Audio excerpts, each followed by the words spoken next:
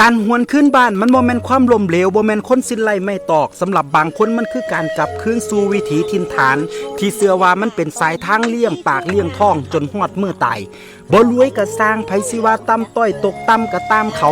อย่าไปสนใจสิ่งที่เฮาควรให้ค่าคือใจเฮาเองถ้าอยู่หม่องใดแล้วสุขบ่เดือดร้อนคนอื่นก็เฮ็ดก็สร้างไปตามวิถีของเฮาบ่จำเป็นต้องเป้าประกาศบอกว่าเฮากำลังเฮ็ดหยังอยู่เพราะถ้ามื้อนึงเฮาสำเร็จเดี๋ยวคนเขาก็สิมาถามเฮาเองปล่อยให้เจ้าของได้เฮ็ดได้สร้างไปตามห้อยเก่าหรือสิเอาห้อยเก่าผสมห้อยใหม่ยุคสมัยบอกเฮาให้ตามห้อยเก่าได้แต่อย่าลืมเงยหน้าเบิ่งโลกน้ำว่าหมู่เขาไปฮอดไสแล้วอยากเป็นไทบ้านที่มีคุณค่าก็แค่ขยันเท่ากับบ่อดตาย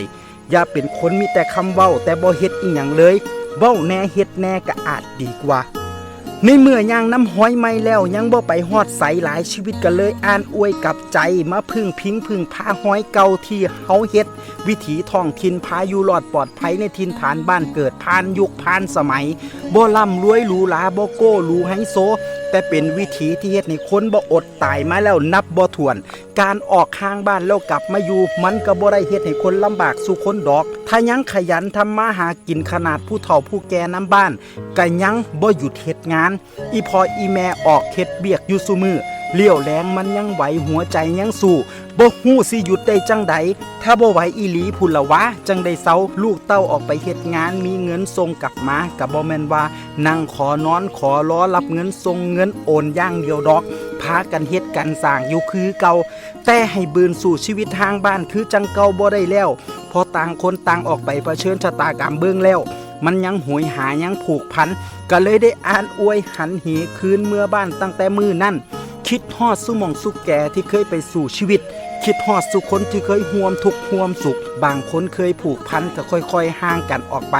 คนใหม่กับผ่านเข้ามาพบพ่อเพื่อพ่อใหม่มันก็คือกันกับชีวิตไทยบ้านเฮานี่ล่ะหนีออกจากบ้านเพื่อหาทางกลับบ้านออกไปเพื่อกลับมาใหม่อาชีพส่วนใหญ่ในบ้านเฮาใจบ่ฮึดใจบ่สู่ใจบ่ฮักอีหลีเฮ็ดบ่ได้สำคัญกว่านั้นมันสิมีคำถามถากถางดูหมิ่นว่าคือบ่ไปหางานเฮ็ดอยู่ในเมืองใหญ่มันจังได้เงินหลายๆทั้งที่หักลบกบหนี้ค่าของชีพแล้วอยู่บ้านก็พอเลี้ยงปากเลี้ยงท้องได้ผมว่ามันเป็นค่านิยมส่วนใหญ่มากกว่าทั้งที่หลายคนก็เฮ็ดให้เห็นนะว่าถ้าขยันเฮ็ดหลายอย่างสร้างหลายสิ่งอยู่บ้านเฮาก็อยู่รอดปลอดภัยแต่ค่านิยมก็ยังมองว่าอยู่บ้านมันบ่มีกินอย่ามาเตะฝุ่นอยู่บ้านคนขี้ข้านสำนั่นล่ะสิเป็นแบบนั้นเพราะถ้าคนขยันเขาบ่เตะฝุ่นแน่นอนปลายทางชีวิตของไทยบ้านเฮาก็เลยอ่านอวยคำว่าสิไปอยู่ไสก็บ่สุขใจซ้ำบ้านเฮาก็ยังเป็นความจริง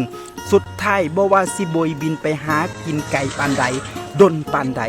เฮาสุคนก็อยากกลับมาตายอยู่บ้านเจ้าของเพราะความผูกพันความทรงจำระหว่างเฮากับครอบครัวเป็นสิ่งที่ยึดไว้ให้เฮาพากันกลับมามันเป็นธรรมดาของชีวิตครับ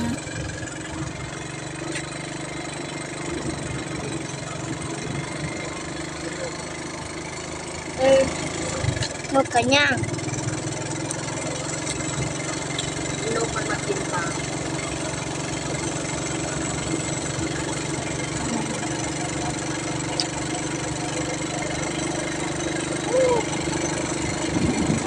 ไปแล้ว